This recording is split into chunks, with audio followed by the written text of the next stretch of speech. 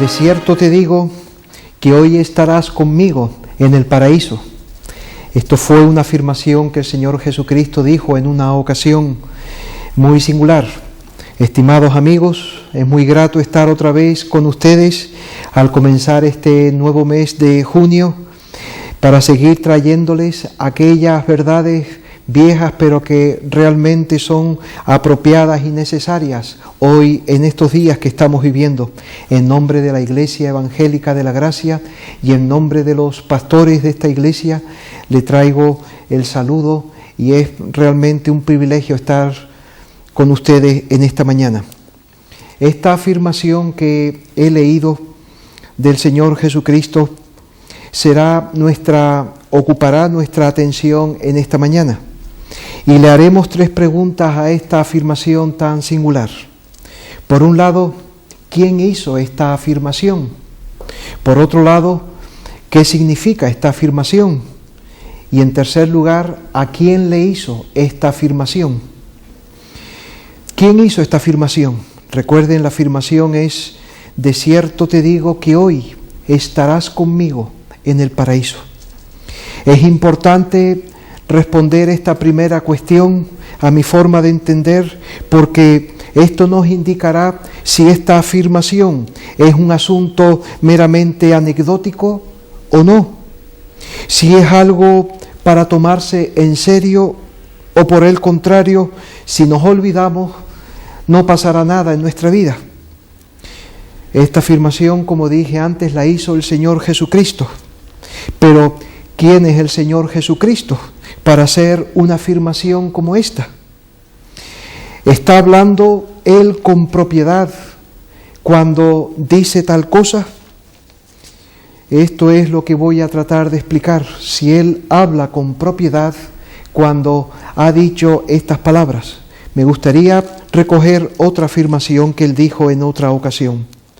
Él llegó a afirmar poco antes de ascender al cielo que Jesús se acercó y les habló diciendo: toda potestad me es dada en el cielo y en la tierra. Toda potestad me es dada en el cielo y en la tierra.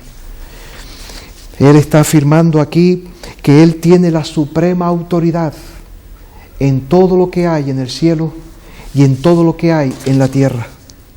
Él es quien decide, Él es quien determina todos los asuntos y todos los acontecimientos en el cielo y en la tierra. Como que Él tiene la autoridad para definir los destinos de todas las cosas que están tanto en el cielo como en la tierra. Esto es algo que Él afirmó y nosotros debemos de reflexionar en esto en relación a esta afirmación del principio. De manera que el ámbito de su poder abarca tanto el cielo como la tierra, y Él tiene los recursos y los medios necesarios para ejecutar lo que Él decide hacer en esos 2 ámbitos diferentes. Cuando uno lee los evangelios se encuentra con esta realidad, cómo Él mandaba a los vientos, cómo Él mandaba al mar, cómo Él decía a sus discípulos que pesquen aquí, que pesquen allá en aquel lugar, y realmente obtenían mucha pesca. Pero me gustaría leerles, mejor dicho, otra afirmación importante al respecto que Él dijo y nos puede ayudar a responder a esta nuestra primera cuestión. En una ocasión, Él dijo: cuando el Hijo del Hombre, refiriéndose al mismo, cuando el Hijo del Hombre venga en su gloria y todos los santos ángeles con Él, entonces se sentará en su trono de gloria y serán reunidas delante de Él todas las naciones. Y apartará los unos de los otros como aparta el pastor las ovejas de los cabritos, y pondrá las ovejas a su derecha y los cabritos a su izquierda. Aquí el Señor Jesús está hablando de algo que aún no es presente, aún estamos esperando. Cuando Él venga otra vez para determinar el destino eterno de los hombres de todas las naciones, como acabamos de leer, serán reunidas delante de Él todas las naciones y apartará los unos de los otros, como el pastor aparta las ovejas de los cabritos. Pues bien, Él está diciendo aquí que Él es el juez cuya competencia abarca el destino final de cada ser humano que ha pisado la tierra.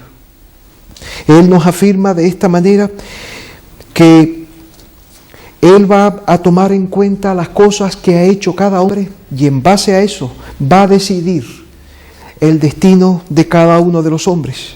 De manera que, volviendo a nuestra primera afirmación, cuando Cristo el Señor hizo aquella afirmación que de cierto te digo que hoy estarás conmigo en el paraíso, no era cualquiera quien dice esto, sino que Él puede decir una afirmación como esta, porque esa es su competencia.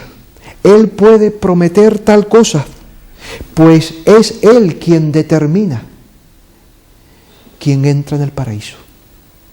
De manera que esta es la primera cuestión. ¿Quién hizo esta afirmación?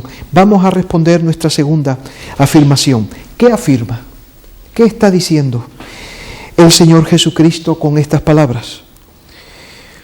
Él está diciendo que Él iba a estar hoy en el paraíso y ese hombre a quien le dice tal cosa también iba a estar con Él. ¿Pero qué es el paraíso? El paraíso es un término, una palabra persa que quiere decir huerto, que quiere decir jardín. Y está haciendo referencia entonces al huerto del Edén, a ese lugar especial en la creación que Dios puso a Adán y Eva cuando fueron creados. Pero fueron luego echados de ese huerto, de ese jardín especial, después de que ellos desobedecieron a Dios. De manera que el paraíso del que habla el Señor Jesucristo es ese lugar de vida que hay tras la muerte, donde se está en la misma presencia de Dios. Es una existencia dichosa que el hombre perdió después de haber sido echado del paraíso, pero ahora Cristo otra vez retoma ese tema e incluso da acceso otra vez a los hombres a Él. Ese lugar entonces, el paraíso del cual se habla al principio de las Escrituras, donde fue puesto el hombre, no desapareció. Ese lugar permanece. Y Cristo puede otorgar al hombre la entrada en ese lugar. De eso habla más ampliamente Apocalipsis capítulo 21 y capítulo 22. Es decir, al final de la Biblia se habla otra vez del paraíso que se perdió al principio. La Biblia es una obra que contiene una gran unidad de pensamiento. Las enseñanzas que dice al principio podemos seguirlas y después concluirlas al final. Y aquí el paraíso, el tema del paraíso es una de ellas. De manera que en esto consiste esa afirmación. Ese lugar especial en la presencia de Dios, al cual el Señor Jesucristo da acceso todavía a los hombres. Y la última cuestión, ¿a quién se afirma esto? ¿A quién se hace semejante promesa? Bueno, el Señor Jesucristo hace esta afirmación a un hombre moribundo, a un hombre que está a punto de morir. Uno podrá pensar, bueno, será un moribundo ilustre en verdad, un hombre merecedor del paraíso, un hombre cuyas obras de caridad, cuyas obras de bondad, cuyo carácter, cuya vida hayan hecho lo necesario y suficiente para tener el mérito de poder escuchar tal promesa estando en vida, a un paso de la muerte. Pues, amigo mío, nada de eso. El Señor Jesucristo no dice esta afirmación a un hombre que merece entrar en el paraíso, sino todo lo contrario. Quisiera leerles el contexto de ese pasaje cuando se nos explica a quién se hizo esta afirmación, que está en Lucas capítulo 23. El contexto se nos dice en el versículo 30, en el versículo 32, mejor dicho. Llevaban también con él, refiriéndose al Señor Jesucristo, llevaban también con él a otros 2, que eran malhechores para ser muertos. Es decir, que esos 2 que acompañaban al Señor Jesucristo a la hora de la muerte eran malhechores. Eran hombres que no eran merecedores, eran hombres que no eran dignos del paraíso, sino eran dignos del castigo. Eran hombres cuyas obras y cuyas vidas no le hacían merecedores de tal lugar, ni siquiera le hacían merecedores de estar viviendo una vida normal. Eran malhechores convictos a quienes se llevaban a sufrir la sentencia, y de las más fuertes de las sentencias que los romanos impartían, la crucifixión. Ahora viene entonces la pregunta: ¿y cómo es que el Señor Jesucristo le hace tal afirmación a un hombre que no merece entrar en el paraíso? Y esto nos llevará a otra pregunta: ¿por qué no le promete al otro malhechor la misma promesa de entrar en el paraíso? Responder la primera pregunta nos llevará a hacer la segunda.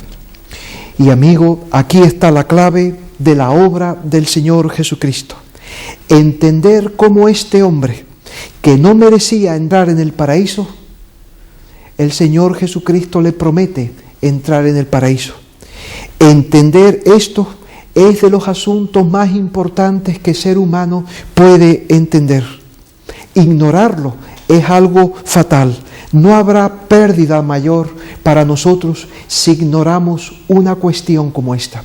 ¿Cómo puede un hombre que no merece entrar en el paraíso recibir la promesa de aquel que da entrada de entrar en él? Pues bien, de esta manera, esta afirmación entonces no es un asunto anecdótico, no es el final feliz de una vida un poco adversa. No, este es un asunto necesario. Los méritos, aquí va la respuesta, los méritos necesarios para que una persona pueda poseer, pueda tener la promesa de ir al paraíso tras su muerte, son los de Cristo, no son los de esa persona.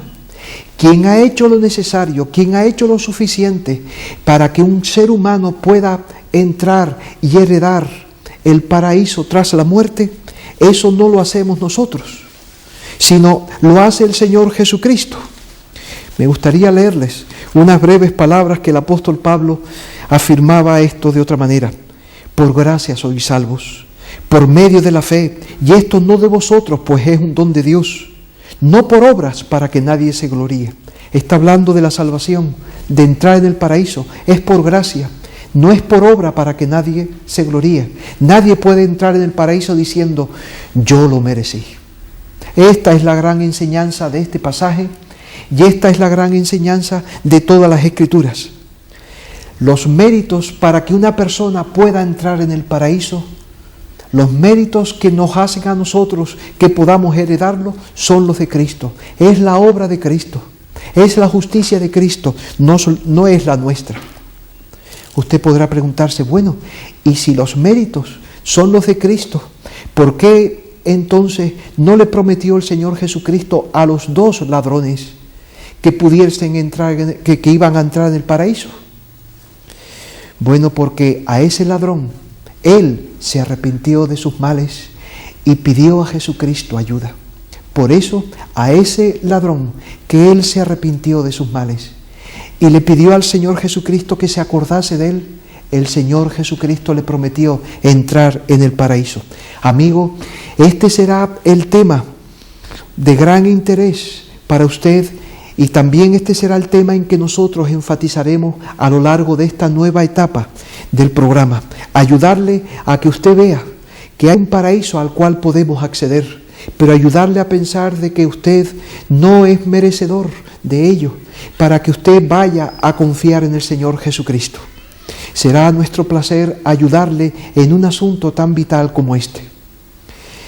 Muchas gracias por su escucha y esperemos que el Señor le bendiga y le ayude en todo. Si usted desea contactar con nosotros, puede llamar ahora mismo al teléfono que aparece al pie de la pantalla y con gusto nosotros le atenderemos. Que Dios le bendiga.